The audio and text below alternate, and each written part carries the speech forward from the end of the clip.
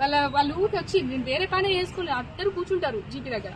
ఒక ఆయన నాకు అనుకూలంగా పనిచేయంటాడు, ఒక ఆయన బానిసం, ఇక మాకు అనుకూలంగా పనిచేయాలి నువ్వు అంతే అని ఒకతను, నువ్వు చెక్ రాస్తావా చెక్ రావాయా అని ఇంకొకతను. ఇందిరా మిల్ల కమిటీలో వాళ్ళు ముగ్గురు ఉన్నారు, కోదాలి మల్లేష్ బాబు అండ్ గుగ్గిల శ్రీకాంత్ గౌడ్, వీళ్ళు ముగ్గురు ఉన్నారు.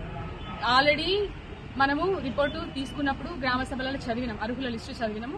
అందులో మాకు 144 వచ్చినాయి ఫస్ట్ లిస్ట్ లో. ఆ 144లో క్లియర్ గా వీళ్ళని పిలిపించి కూడా సార్ మీటింగ్ చెప్పిండు, ఈ గొడవలు అయితే ఇబ్బంది అవుతుంది, మాకు ఇబ్బంది అయితే సెక్రటరీలకు అని చెప్పేసి ఇందిరామ కమిటీ సభలకు కూడా పిలిపించారు సారు.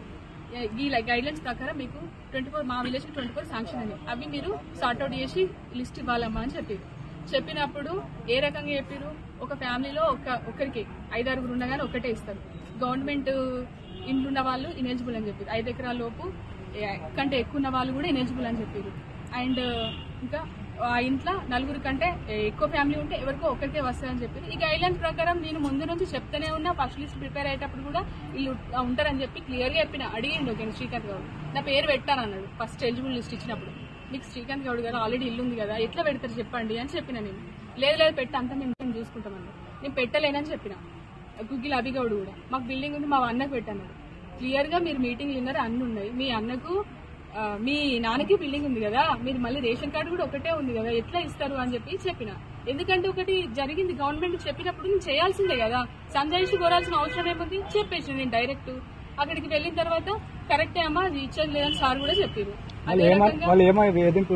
వేధింపులకు గురే అంటే ఇప్పుడు ఆ లిస్టు మేమే ప్రిపేర్ చేస్తాం, నువ్వు ఇన్వాల్వ్ కానవసరం లేదు, వెళ్ళిపో నువ్వు జీప్లోకి వెళ్ళాలంటే ఆ రోజు మొత్తం రేపు సాటర్డే రోజు ఫ్రైడే రోజు అనుకుంటా ప్రైమరీ స్కూల్లో పోయి కూర్చున్నాను.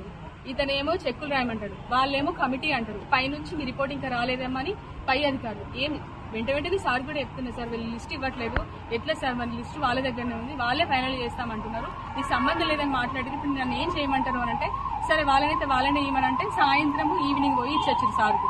అన్ని ఏమో రాసేసి లిస్ట్ ఇలా చూడని కూడా చూడలే, ఎందుకంటే ఇటు ఇంకుడు గుంతల విషయం ప్రెషర్ అవుతుంది, ఇటు మానసిక క్షోభకు గురి చేస్తున్నారు. ఇట్లా 1.5 అవర్ నుంచి 1 year నుంచి స్ట్రగుల్ అవుతూనే ఉన్నా.